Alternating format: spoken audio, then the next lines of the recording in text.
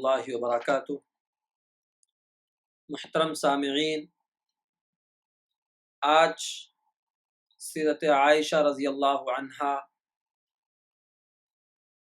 سلسلہ نمبر 6 آپ کے سامنے ہے۔ اطاعت اور احکام کی پیروی۔ بیوی کا سب سے بڑا جوہر شوہر کی اطاعت اور فرما برداری ہے۔ عائشہ رضی اللہ عنہا نے 9 برس کی شب و روز کی طویل صحبت میں آپ کے کسی حکم کی کبھی مخالفت نہیں کی، بلکہ انداز و اشارے سے بھی کوئی بات ناگوار سمجھی تو فوراً ترک کر دی۔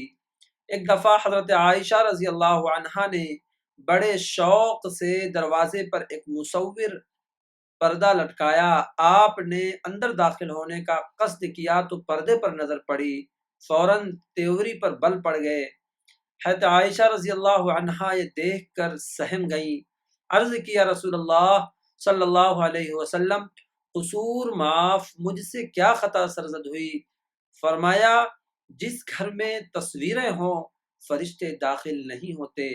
یہ سن کر حضرت عائشہ رضی اللہ عنہا نے فوراً پردہ چاک کر ڈالا اور اس کو اور مصرف میں لے آئیں۔ ایک صحابی کو ولیمے کی دعوت کرنی تھی، لیکن گھر میں سامان نہ تھا۔ آپ صلی اللہ علیہ وسلم نے فرمایا، جاؤ عائشہ سے جا کر کہو کہ غلے کی ٹوکری بھیج دیں۔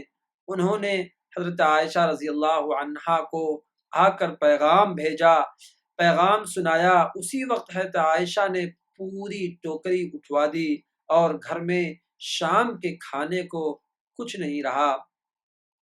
شوہر کی زندگی میں تو شاید بہت سی عورتیں اس وصف میں حضرت عائشہ رضی اللہ عنہا کے حریف نکلیں، لیکن اصلی اطاعت تو بیڑیوں کے کٹ جانے کے بعد بھی اپنے کو قیدی بنائے رکھنا ہے، یعنی شوہر کی وفات کے بعد بھی اس کے ایک ایک حکم کی تعمیل اسی طرح کی جائے جس طرح اس کی زندگی میں کی جاتی تھی۔ اوپر گزر چکا ہے کہ آپ صلی اللہ علیہ وسلم نے حضرت عائشہ رضی اللہ عنہا کو فیاضی کی تعلیم دی تھی۔ اس کا اثر یہ تھا کہ وہ مرتے دم تک اس فرض سے غافل نہ رہی۔ یہ بھی بیان ہو چکا ہے کہ انہوں نے جہاد کی اجازت چاہی تھی تو آپ صلی اللہ علیہ وسلم نے فرمایا تھا کہ عورتوں کا جہاد حج ہے۔ اس حکم کے سننے کے بعد وہ اس کی پابندی اس شدت سے کرتی تھی کہ ان کا کوئی سال کمتر حج سے خالی جاتا تھا۔ ایک دفعہ ایک شخص نے ان کی خدمت میں کچھ کپڑا اور کچھ نقد روپیہ بھیجا، پہلے واپس کر دیا، پھر لوٹا کر قبول کر لیا اور فرمایا کہ آپ کی ایک بات یاد آ گئی ہے۔ ایک دفعہ عرفہ کے دن روزہ سے تھی، گرمی اس قدر شدید تھی کہ سر پر پانی کے چھینٹے دیے جا رہے تھے۔ کسی نے مشورہ دیا کہ روزہ توڑ دیجئے۔ فرمایا کہ جب حضرت صلی اللہ علیہ وسلم سے سن چکی ہوں کہ عرفہ کے دن روزہ رکھنے سے سال بھر کے گناہ معاف ہو جاتے ہیں تو میں روزہ کیسے توڑ سکتی ہوں؟ رسول اللہ صلی اللہ علیہ وسلم کو چاشت کی نماز پڑھتے دیکھ کر وہ بھی برابر چاشت کی نماز پڑھا کرتی تھی اور فرماتی تھیں کہ اگر میرے باپ بھی قبر سے اٹھ کر آئیں اور منع کریں تو میں نہ مانوں۔ ایک دفعہ ایک عورت نے آ کر پوچھا کہ ام المؤمنین، مہندی لگانا کیسا ہے؟ جواب دیا، میرے محبوب کو اس کا رنگ پسند لیکن بو پسند نہ تھی۔ حرام نہیں، تم چاہے لگاؤ۔ باہمی مذہبی زندگی۔ حضرت عائشہ رضی اللہ عنہا کا گھر ایک پیغمبر کا خلوت کدہ تھا۔ یہاں نہ دولت اور تمول کا سامان تھا اور نہ ان کو اس کی پرواہ تھی۔ اسلام دین و دنیا کا جامع ہے۔ گزشتہ ابواب میں زندہ دلی کے جو مناظر نظر آئے تھے وہ صرف انسانی فطرت کے تماش گاہ تھے۔ خلوت کدہ نبوت کو اب واقعات ذیل کی روشنی میں دیکھو۔ حضرت عائشہ رضی اللہ عنہا فرماتی ہیں کہ آپ کا معمول تھا جب گھر میں تشریف لاتے تو کس قدر آواز سے یہ الفاظ دہراتے، آدم کے بیٹے کی ملکیت میں اگر دولت و مال سے بھرے ہوئے 2 میدان ہوں وہ تیسرے کی حرص کرے گا، اس کی حرص کی منہ کو صرف مٹی بھر سکتی ہے۔ اللہ تعالی فرماتا ہے کہ ہم نے دولت تو اپنی یاد دلانے اور مسکینوں کی مدد کرنے کے لیے پیدا کی ہے، جو خدا کی طرف لوٹے تو خدا بھی اس کی طرف لوٹے گا۔ ان الفاظ کی روزانہ تکرار سے مقصود یہ تھا کہ تمام اہل بیت کو دنیا کی بے ثباتی اور دولت کا ہیچ ہونا یاد رہے۔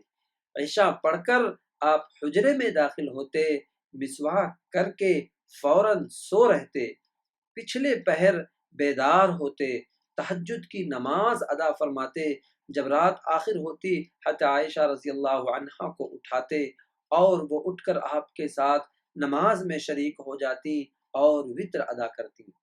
جب صبح کا سپیدہ نمودار ہو جاتا تو آپ صبح کی سنت پڑھ کر کروٹ لیٹ جاتے اور حضرت عائشہ رضی اللہ عنہا سے باتیں کرتے، پھر فریضہ صبح کے لیے باہر نکلتے۔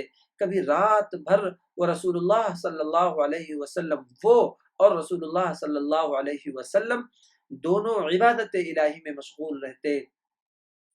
حضرت صلی اللہ علیہ وسلم امام ہوتے اور وہ مقتدی ہوتی۔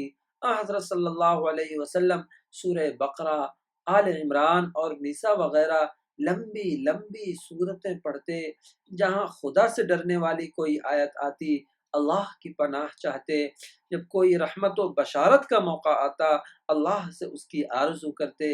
اسی طرح یہ پر اثر روحانی منظر تمام رات قائم رہتا۔